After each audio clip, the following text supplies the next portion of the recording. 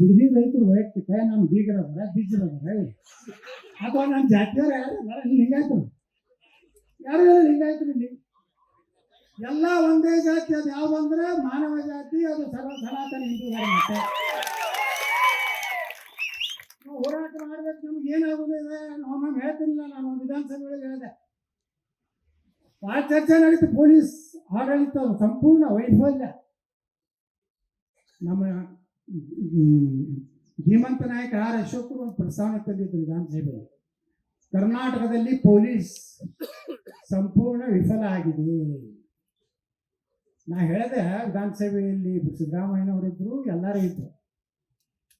ಏನೂ ಮಾಡ್ಬೇಕ್ರಿ, ಏನು 224 ಮಂದಿ ನಾವು ಕೂತೀವಲ್ಲ, ಪೊಲೀಸರು ಟ್ರಾನ್ಸ್ಫರ್ನವ್ರು ನೀವು ರೊಕ್ಕ ತಿಂದಿಲ್ಲ ಅಂದ್ರೆ ತಾನೇ ಸುಧಾರಣೆ ಆಗ್ತದೆ. ಒಂದು ಪೊಲೀಸ್ ಸ್ಟೇಷನ್ಗೆ 25 ಲಕ್ಷ ತಗೋತೀನಪ್ಪ ನಾ.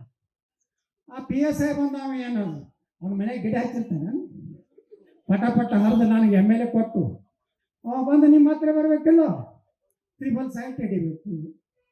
ನಿಮ್ಮ ಮನೆ ಗಾಂಜಾ ಇರ್ಲಿಕ್ಕೆ ಅಂದ್ರೆ ಒಂದು ಗಾಂಜಾ ಕೇಸ್ ಹಾಕ್ಬೇಕು.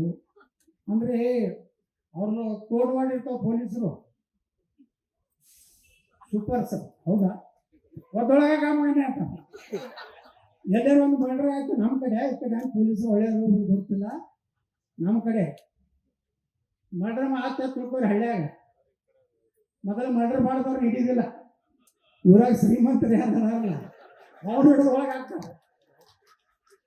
ಒಳಕೊಂಡ್ರೆ ಮಗನೇ ಆತ ಯಾಕ ನೀನೇ ಓಡಿಸಿ ಇಲ್ಲ ಸರ್. ನಾ ಏನು ಮಾಡ್ತೇವೆ ಹೋಗಿಲ್ಲ ಕಡೆ ನಾವು ಊರಾಗ ಮಗನೇ ನಿಮಗೆ ಸಮಸ್ಯೆ ಐತೆ. ಇವಾಗ 302 ಎಲ್ಲ ಏನೇನು ಹಾಕು ನೋಡ್ಕೊಂಡು ಅಂಜಿ ಸಾಹೇಬ್ರ ಒಂದು 5 ಲಕ್ಷ ತಗೋರು. ಅದು ಒಂದು ಹೊಯ್ಕಲ್ ಕೆರೆ ಐತೆ, ಮತ್ತೊಂದು ಕೆರೆ ಕೇಳ್ಕೊಂಡು ಬರ್ತಾರೆ. ಲಾಸ್ಟಿಗೆ ಯಾರು ಮಾಡಿರ್ತಾರೆ ಅವ್ನು ಹಿಡ್ಕೊಂಡು ಬರ್ತಾರೆ. ಅದಕ್ಕೆ ಹೇಳಿದ್ರೆ ನಾವು ವಿಧಾನಸಭೆ ಒಳಗೆ ನೀವು ರೊಕ್ಕ ತಿಕ್ಕಿರಿ, MLAಗಳು ರೊಕ್ಕ ತಿಕ್ತಿರಿಲ್ಲ. PSI ಇಟ್ಟು ಫಿಕ್ಸ್ ಮಾಡಿರಿ.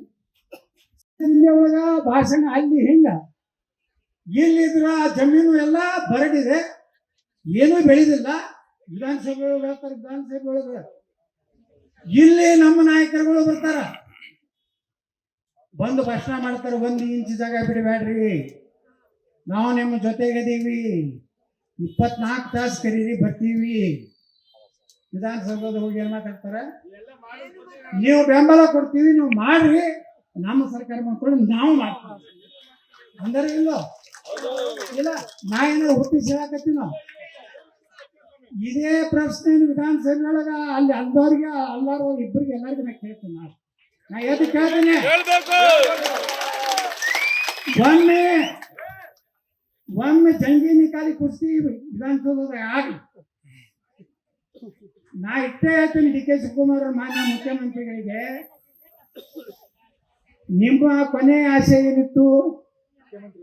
ಮುಖ್ಯಮಂತ್ರಿ ಆಗ್ಬೇಕಂತ ಆಗಿರಪ್ಪ. ಇನ್ನು ಮ್ಯಾಗಾರೆ ಬಿಡ್ರಪ್ಪ, ಇನ್ನು ಮ್ಯಾಗಾರೆ ಬಿಡ್ರಿ. ಪಾಪ ಜೀವನ ಮಾಡ್ಕೊಂಡು ಹೋಗ್ಲಿ ರೈತರು, ಅವ್ರ ಮನೆ ಯಾಕೆ ಕುರಿತೀರಿ? ಇದನ್ನೇ ಕೇಳ್ತೀನಿ DK ಶಿವಕುಮಾರ್. ನನಗೇನು ಅನಿಸ್ತಿಲ್ಲ, ಉಳಿಕಿದವ್ರೆ ಅಂಜಿಸದಂಗೆ ನನ್ನ ಮೈ ಮ್ಯಾಗ ಅಂದ್ರೆ ನಾ ಏನು ಅಂಜು ಮಗ ಅಲ್ಲ. ನನಗೊಮ್ಮೆ ಹೇಳಿದ್ರೆ, ಮಿಸ್ಟರ್ ಯತ್ನ ನೀನೇನು ನನ್ನ ಪಕ್ಷದಾಗಿದ್ದು ಒಂದು ಮಿನಿಟ್ನಾಗ ಒತ್ತುವರೆಗೆ ಹಾಕ್ತೀನಿ. ನಾ ಕೇಳಿದ್ರೆ ನೀನಂತ ನಾಲ್ಕಿನ ಪಾರ್ಟಿಗೆ ಹಾಕಿಲ್ಲ. ನೋಡಿರಲಿಲ್ಲ ಅಲ್ಲ ವಿಡಿಯೋ? ನಾ ಇಲ್ಲಿ ಬಂದಿದ್ದು ಪ್ರಾಮಾಣಿಕವಾಗಿ ದೇವರ ಸಾಕ್ಷಿಯಾಗಿ, ಭಗವಂತನ ಸಾಕ್ಷಿಯಾಗಿ ನಿಮಗೆ ನನ್ನ ಆತ್ಮದಿಂದ ಬೆಂಬಲ ಕೊಡ್ಲಿಕ್ಕೆ ಬಂದಿದ್ರಿ, ನಾಟಕ ಮಾಡ್ಲಿಕ್ಕೆ ನಾ ಬಂದಿಲ್ಲ. ಅದಕ್ಕೆ ರೈತ ಬಂಧುಗಳೇ ಯಾರು ಅಂತಿಬೇಡ್ರಿ, ಯಾರೂ ಜಮೀನು ಕೊಡಬೇಡ್ರಿ. ಇಂಥ ಫಲವತ್ತಾದಂಥ ಭೂಮಿ ನಾವು ನೋಡಿದ್ರೆ, ನಾ ಹೇಳ್ದಲ್ಲ, ಒಂದು ಕಡೆ ಮಾನವ ಹತ್ಯೆ ಆಗ್ತದೆ, ಇನ್ನೊಂದು ಕಡೆ ಲಕ್ಷಾಂತರ ತೆಂಗಿನ ಗಿಡ. ತೆಂಗಿನ ಗಿಡಕ್ಕೆ ಏನು ಕರೀತಾರೆ ನಮ್ಮ ಸನಾತನ ಧರ್ಮದಲ್ಲಿ? ಕಲ್ಪವೃಕ್ಷ ಕರೀತಾರೆ. ಒಂದು ಕಲ್ಪವೃಕ್ಷವನ್ನು ಕಡಿದ್ರೆ ಎಷ್ಟೋ ಪಾಪ ಇದೆ, ಒಂದು ಗೋವನ್ನ ಕಡಿದ್ರೆ ಎಷ್ಟೋ ಪಾಪ ಇದೆ. ಇದನ್ನ ಏನಾರ ನೀವು ಭೂ ಸ್ವಾಧೀನ ಮಾಡ್ಕೊಂಡ್ರೆ 8 ಲಕ್ಷ ಆಕಳುಗಳು ಇವತ್ತು ಕಟಕರ ಮನೆಗೆ ಹೋಗ್ತಾವು, ಲಕ್ಷಾಂತರ ಆಕಳುಗಳು ಇವತ್ತು ಕಟಕರ ಮನೆಗೆ ಹೋಗ್ತಾವೆ.